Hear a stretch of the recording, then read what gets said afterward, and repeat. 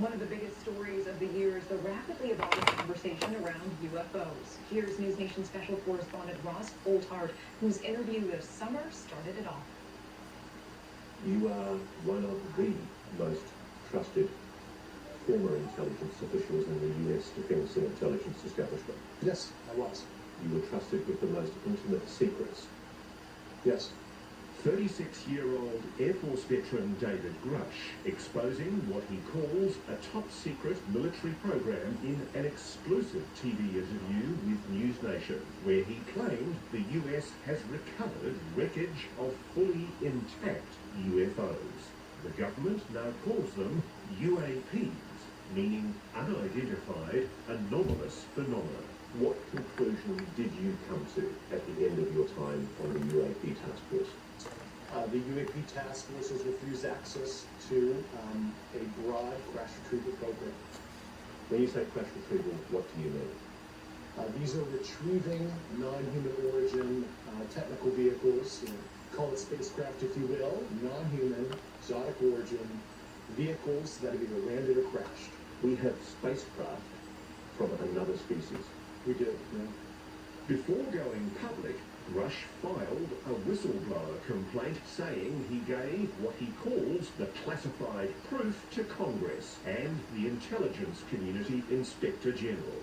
The Inspector General has called Grush's complaint urgent and credible.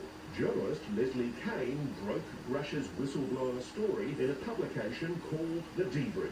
Ms. Kane's career has been mainstream and credible, having written a series of reports on UFOs in the New York Times going back to 2017. He has the credentials, but there's no documents that he's handed over. There's no pictures. As a journalist, you want to see documents, you want to see pictures. Does that raise a red flag? Not at all, Brian. I mean, you need documents that actually describe the crash. Right, yeah, documents, and to be able to see it for ourselves. Of course, don't we all want that? And the problem with that is all of that information is classified. You know, as we said in the story, everything that Grush told Congress and told the Inspector General of both the IC, the Intelligence Community Inspector General, and the Department of Defense Inspector General, all that information is classified. The Pentagon responding to News Nation's interview by saying, in part, to date, AARO, the All-Domain Anomaly Resolution Office, has not discovered any verifiable information to substantiate claims that any programs regarding the possession or reverse engineering of extraterrestrial materials have existed in the past or exist currently. But in the months since News Nation's interview aired, AARO, the Pentagon office tasked with investigating UAPs, made changes, releasing new UFO videos and launching a website to let military and government workers report UFO incidents for investigation. Dr. Sean Kirkpatrick, who led the agency until December, said more whistleblowers have come forward privately. I've got almost 40 other people that have come in and provided a lot of rich information that we've been investigating and cross-referencing and researching and trying to figure out the truth of it. News Nation's interview also sparked a congressional hearing. This is a nonpartisan issue. This has nothing to do with party politics. I think the cover-up goes a lot deeper than that. David Grush testifying under oath to what he says he discovered. As I've stated publicly already in my News Nation interview, biologics came with some of these recoveries. Yeah. Were they, I guess, human or non-human biologics? Non-human, and that was the assessment of people with direct knowledge on the program I talked to that are currently still in the program. Alongside two other military veterans who described their encounters. I recognize the skepticism surrounding this topic. If everyone could see the sensor and video data I witnessed, our national conversation would change. The technology that we faced was far superior than anything that we had. Though Grush, limited in what he can share in an open setting, asked for a secure room to brief lawmakers. Can you give me the names and titles of the people with direct first-hand knowledge and access to some of this crash retrieval, some of these crash retrieval programs, and maybe which facilities, military bases that the recovered material would be in? I can't discuss it publicly, but I did provide that information both to the Intel committees and the Inspector General. Permission that still hasn't been granted. This congressman said over and over, we need to get you in a skiff. We need answers. We need details that you can't give us in a public hearing and that you say is all classified information.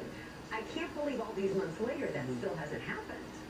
Who precisely in Lloyd Austin's office that, is allowing my paperwork to gather dust, I don't know for sure, but it is up in that front office. The push for disclosure also ramping up with a bipartisan amendment on the defence spending bill co-authored by Senate Majority Leader Chuck Schumer, requiring the government to share what it knows about UFOs. The United States government has gathered a great deal of information about UAPs over many decades, but has refused to share it with the American people.